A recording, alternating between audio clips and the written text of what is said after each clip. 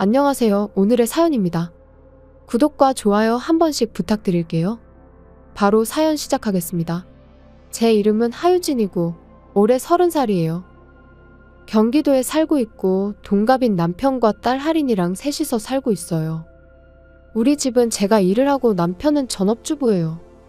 왜냐하면 남편은 대장난치병을 앓고 있어서 일을 할 수 없는 상태거든요. 입원하기도 하고 남편의 병세는 좋아졌다 나빠졌다를 반복하고 있어요. 남편의 병이 확실하게 드러난 건 딸이 태어나기 얼마 전이었어요. 그 전부터 과민성 대장증후군으로 컨디션이 불규칙한 생활을 하고 있었어요. 그런데 점점 더 상태가 나빠지더니 결국 진단받은 병은 대장난치병인 거였죠. 남편은 제게 미안하다며 이제 곧 아이가 태어날 텐데 아빠인 자기가 이런 상태라 죄스럽다고 몇 번이고 제게 사과를 했어요. 저는 사과하지 않아도 된다고 하고 앞으로 태어날 딸과 셋이서 행복하게 살고 싶다고 했어요. 그러기 위해서라면 제가 무엇이든 하면 되는 거니 남편에게 병에 지지 말고 힘내라고 계속 격려해 주었어요. 이 말은 남편을 향한 말이지만 또 한편으론 저 자신을 격려하는 말이기도 했어요. 그렇게 딸이 태어났고 출산 휴가가 끝나면서 저는 직장에 복귀하게 되었어요. 남편의 컨디션을 고려해 딸은 어린이집에 맡기기로 했어요. 남편이 컨디션이 좋을 때는 남편이 딸을 하원시킬 때도 있었어요. 그렇게 가사와 육아를 분담하면서 어떻게든 생활을 한 지 4년. 딸은 4살이 되었어요. 딸은 4살이지만 아빠가 아프다는 걸 어느 정도 알고 있는 건지 남편이 몸이 안 좋을 때는 혼자서 얌전히 놀더라고요. 어떨 때는 남편을 도와주려고도 하는데 이럴 때는 돌돌이를 쥐어주면 재미삼아 밀고 다녀요. 청소를 다 했다고 하면 칭찬을 해줬고 왠지 모르게 뿌듯해하는 모습이었어요. 남편도 그런 딸의 모습을 흐뭇하게 바라봤어요. 지난 세월 동안 딸이 성장한 것 외에 또 다른 변화가 있었어요. 바로 시댁에서 걸어서 5분 거리에 있는 아파트로 이사한 것이죠. 처음에는 시부모님께서 동거를 권유하셨지만 사적인 공간이 꼭 필요했던 저는 거절했고 가까운 곳으로 이사하는 것으로 시부모님을 설득했어요. 남편은 동거를 원했지만 다행히 제 의견을 들어줬어요. 이사를 하고 나서부터 전업주부인 시어머니가 우리 집에 자주 오셨어요. 평일 낮에 시어머니가 와서 뭘 하는 건지. 처음에는 시어머니가 집안일이나 남편의 간병을 위해 오시는 줄 알았어요. 하지만 시어머니는 우리 집에 와서 남편과 함께 거실에서 편히 쉬고 점심 식사 후 남은 음식물을 치우지도 않고 제가 돌아오기 전에 사라져버리세요. 시어머니는 청소하기는커녕 오히려 더럽히기를 반복하는 거죠. 남편에게 이런 것들을 신경 써달라고 여러 번 말해봤어요. 어머님이 오는 건 좋은데 다만 어지럽힌 거 그대로 두고 돌아가는 건 좀 아닌 것 같아. 어머님께 먹고 남은 거랑 그릇들 싱크대에 갖다 놓는 것만이라도 해달라고 말해주면 안 돼? 그러자 남편은 별거 아닌데 뭘 그렇게 중요한 것처럼 말하냐며 그런 걸로 소심하게 언성을 높이느냐고 제게 오히려 화를 냈어요. 저는 별거 아닌 것처럼 말하는 남편의 태도에 화가 나서 어머님께 말 안 할 거면 당신이라도 좀 치우라고 말했어요. 그랬더니 남편은 본인은 몸이 안 좋을 때도 있으니 약속해 줄 수 없다며 비겁하게 건강을 빌미로 말을 얼버무렸어요. 물론 병으로 고생하는 남편의 마음을 잘 알지만 4살짜리 딸도 할 수 있을 법한 것을 왜 몇 배나 나이 많은 어른들이 못하는지 이해가 도통되지 않았어요. 쓰레기는 쓰레기통에 이 정도는 누구나 할 수 있는 거잖아요. 그리고 시어머니의 만행은 이뿐만이 아니에요. 저녁으로 먹으려고 만들어 놓은 음식을 먹어버리는 거예요. 저녁이면 저는 시간이 별로 없어요. 퇴근하고 돌아오면 배고픈 우리 딸이 기다리고 있거든요. 빨리 요리를 완성하기 위해선 미리 만들어 놓거나 미리 준비해 놓는 것은 정말 필수예요. 그래서 미리 만들어 놓은 음식을 시어머니는 아무 거리낌 없이 먹어 치우는 거예요. 함께 점심을 먹는 남편은 시어머니가 먹는 음식이 딸을 위해 미리 만들어 놓은 음식이라는 걸 분명 알 거예요. 그런데도 아무런 신경도 쓰지 않고 그냥 먹게 놔두는 거죠. 이쯤 되면 저도 짜증이 납니다. 그래서 이번에는 시어머니에게 직접 항의하러 갔어요. 어머님, 우리 집 냉장고에 있는 것들 마음대로 먹지 마세요. 그것들 할인이를 위해 만들어 놓은 거예요. 집에서 점심을 먹는 건 좋지만 먹을 음식은 가져와서 드시면 안 돼요. 화가 나서 시어머니에게 말했더니 시어머니는 무뚝뚝하게 얼마나 대단한 음식이길래 그렇게 화를 내냐며 그 정도 반찬쯤이야 금방 만들 텐데 화를 낼 만큼 오래 걸리냐고 되물었어요. 저는 시어머니의 말투에 짜증이 났어요. 일단 마음을 가라앉히고 제 입장에서는 직장인이기에 시어머니와는 시간 쓰는 방식이 다르니 이해 좀 해달라고 부탁드렸어요.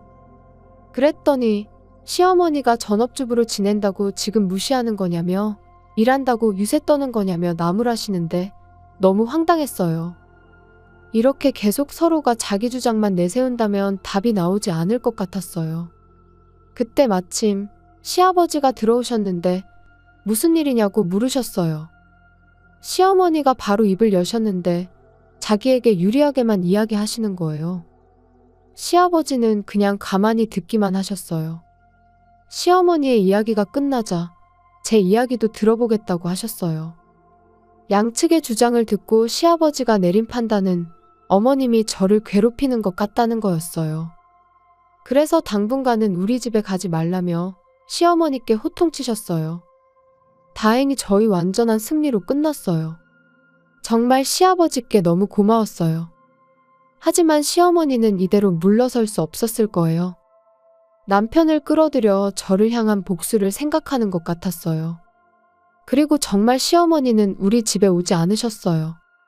남편이 요즘 엄마가 오지 않는데 무슨 일인지 아냐고 묻기도 했는데 저는 시침이 떼고 아무것도 모른다고 했어요.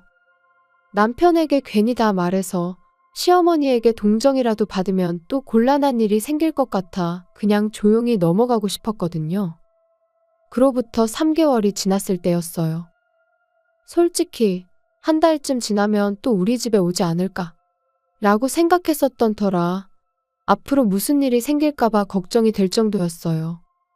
그러던 어느 날 일이 너무 바쁜데다 그날따라 몸이 좀 안 좋았어요. 다음날 업무에 지장을 주면 안 되겠다 싶어 정시에 퇴근하고 집에 가려고 할 때 시어머니에게 전화가 왔어요. 저녁에 다 같이 모여서 저녁을 먹자며 준비는 알아서 해놓을 테니 참석하라고 하셨어요. 뭔가 안 좋은 일이 일어날 것 같은 느낌이 들어 저는 크게 한숨을 내쉬었어요. 시댁에 도착하니 시어머니와 남편 그리고 딸이 기다리고 있었어요. 그리고 남편이 갑자기 이런 말을 꺼내는 거예요. 계속 생각했는데 내 몸 상태가 좀처럼 안정되지 않는 것 같지 않아? 갑작스러운 이야기에 뭐라고 대답해야 할지 몰랐어요. 그러자 시어머니가 남편의 몸이 좋아지지 않는 건 모두 다 저 때문이라고 했어요. 너무 놀란 저는 입이 떡 벌어졌어요. 매일 못생기고 역겨운 집사람 얼굴을 보니 안 아프다가도 다시 아픈 것 같아. 매일매일을 남편과 딸을 위해 열심히 사는 사람에게 어떻게 저런 말을 할 수 있는지. 저는 머릿속이 복잡해져 대답할 수 없었어요. 그때 남편은 비장의 카드를 꺼냈어요. 바로 저보다 더 좋은 여자와 재혼하겠다는 거였죠. 환경이 바뀌면 이 병도 증상이 좋아질 거라는데. 저는 잘 돌아가지 않는 머리로 생각해낸 한 가지 질문을 던졌어요. 원하는 게 이혼인 거냐고 물은 거죠. 남편은 웃으며 시어머니에게 신호를 보냈는데 시어머니는 안방 선반에서 서류 한 장을 꺼내왔어요. 그건 바로 이혼 신고서였고 이미 남편은 서명을 마친 상태였어요. 서명하기 전에 저는 꼭 들어야 할 말이 있었어요. 좋은 여자랑 재혼하겠다고. 재혼 상대는 있어? 그런 건 차츰 생각해 볼 거야. 지금 다른 여자랑 만나고 있으면 바람 피웠다고 해서 위자료를 줘야 하잖아. 이미 그런 건 다 생각해놨지. 할인이는 어떻게 할 건데? 할인이는 내가 데리고 살 거야. 그러니까 당분간은 할인이랑 여기서 살 테니 너는 아파트로 돌아가든 친정으로 돌아가든 이사 갈 집 알아보도록 할래? 혼자서 이혼을 추진하면서 딸의 양육권까지 마음대로 가져가려고 했어요. 이혼은 어쩔 수 없다 해도 딸의 양육권만은 절대 남편에게 넘길 생각이 없었어요. 할인이는 내가 데려갈 거야. 아직 벌이도 없는 사람한테 어떻게 맡겨? 그러자 이번에는 시어머니가 말하는데 남편은 이제 일할 거니 손녀는 자기가 돌보면 된다며 거실 한구석에서 놀고 있던 딸한테 할머니랑 살고 싶지 않냐고 물었어요. 그랬더니 딸은 엄마랑 살고 싶다고 했어요. 그 말에 다급해진 시어머니는 조급한 표정으로 딸을 설득하려 했어요. 하지만 딸은 고집스러운 면이 있어서 아마 생각을 바꾸지 않을 거예요. 당연한 결과였지만 딸이 저와 함께 있고 싶다고 해서 너무 기뻤어요. 딸이 저와 함께 할 거란 걸 알았기 때문에 저는 이혼 서류에 서명했어요. 저는 딸을 데리고 친정으로 갈 거고 지금 살고 있는 아파트는 부동산에 내놓을 거니까 빨리 짐 빼가라고 했어요. 일주일의 시간을 주겠다고 말하고 딸을 데리고 집을 나섰어요. 뒤에서 딸을 부르는 남편과 시어머니의 목소리가 들렸지만 모두 무시했어요. 다음 날은 토요일이었기 때문에 우리는 필요한 최소한의 짐만 들고 친정으로 향하기로 했어요. 참고로 어제 전 남편은 이 아파트에 돌아오지 않았어요. 친정집까지는 차로 1시간 정도 걸리는 거리예요. 친정집에 가는 길에 딸과 최근 있었던 이야기를 나눴어요. 그러다가 흥미로운 이야기를 들려줬어요. 어느 날 어린이집에서 하원할 때 남편 대신 시어머니가 데리러 왔다고 해요. 시어머니와 함께 아파트에 들어가려는데 현관에서 처음 보는 여자가 나왔다고 해요. 시어머니는 다급한 목소리로 너무 일찍 왔다고 미안하다고 했다는데 전 남편은 괜찮다며 아직 딸이 어리니까 금방 까먹을 거라고 말하며 그 여자를 배웅했다는 거예요. 아직 딸이 어리지만 이야기를 들어보니 이건 분명 바람을 피운 게 확실했어요. 나중에 상대를 찾을 것처럼 하더니 이미 상대가 있네. 저는 화가 치밀어 올랐어요. 이런 거짓말을 아무렇지도 않게 하는 전 남편에게 더 이상 딸을 맡길 수 없어요. 집에 도착한 우리를 부모님이 환하게 맞아주셨어요. 당분간은 여기서 출근을 하려고 했어요. 딸은 어린이집에 갈 수 없으니 당분간 집에 있게 하고 엄마가 돌봐주기로 했어요. 그리고 딸이 말한 내용을 뒷받침하기 위해 저는 흥신소에 조사를 의뢰했어요. 조사를 의뢰하는 동안 변호사도 선임해 양육권 문제도 해결하기로 했어요. 분명 전 남편은 쉽게 포기하지 않을 것 같았거든요. 1개월 후 조사 결과가 나왔는데 설명을 들으니 전 남편은 역시 외도 상대가 있었어요. 외도는 우리가 이혼하기 3개월 전부터 있었던 것 같아요.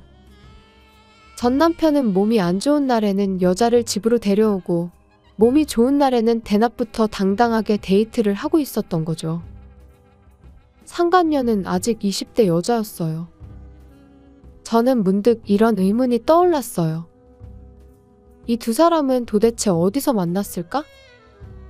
조사 결과를 자세히 읽어보니 데이트 어플로 만난 듯 하더라고요. 이를 바탕으로 변호사가 전 남편에게 위자료 청구 내용 증명을 보냈어요. 그 내용 증명에는 외도에 대한 위자료와 딸의 양육권에 대한 내용이 적혀 있었어요. 며칠 후 내용 증명을 읽은 듯한 전 남편에게서 연락이 왔어요. 위자료며 양육권이며 왜 마음대로냐며 전 남편은 전화기 너머로 소리쳤어요. 저는 사실에 근거해서 위자료를 청구한 것뿐이라고 하고 화장 떡칠한 여자가 그렇게 좋더냐고 비꼬았어요. 솔직히 그 여자는 화장빨이지 그렇게 이쁜 건 아닌 것 같았거든요. 그 사실을 전 남편에게 말했더니 더 화를 냈어요. 지금은 저보다 그 여자가 훨씬 이뻐 보이고 소중하다고 하길래 그럼 할인이는 중요하지 않다는 뜻으로 이해해도 되겠냐고 물었어요. 물론 양육비 때문에 양육권을 주장하는 것 같은 느낌을 받았기에 절대로 딸의 양육권은 제가 가질 거라고 어필했고요. 양육비도 당연히 제대로 받을 거라고 했고 재산 분할 또한 정확하게 해야 한다고 주장했어요. 근데 남편이 분할할 재산이 없는데 무슨 재산 분할이냐며 비웃었어요. 병원 다니느라 돈 다 쓰고 없는데 가져갈 게 있으면 가져가 봐라길래 남편이 몰래 숨겨뒀던 통장 이야기를 했어요. 우연히 보게 된 통장이었는데 그 통장에는 약 3천만 원 정도가 들어 있었거든요. 그래서 그 돈이라도 재산분할 하겠다고 하니 남편은 결혼하기 전에 모아놨던 돈이니 재산분할 대상이 아니라고 큰소리 치는데 정말 어처구니가 없었어요.